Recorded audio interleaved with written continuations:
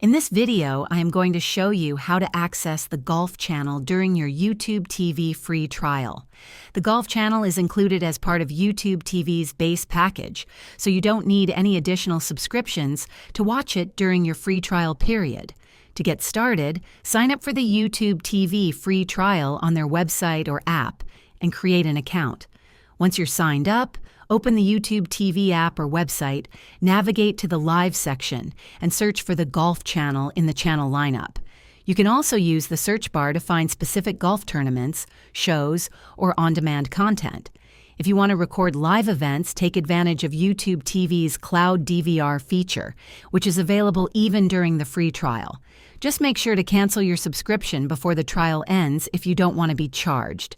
If this video helped you access the Golf channel on YouTube TV's free trial, please hit the like button and subscribe to the channel for more tips.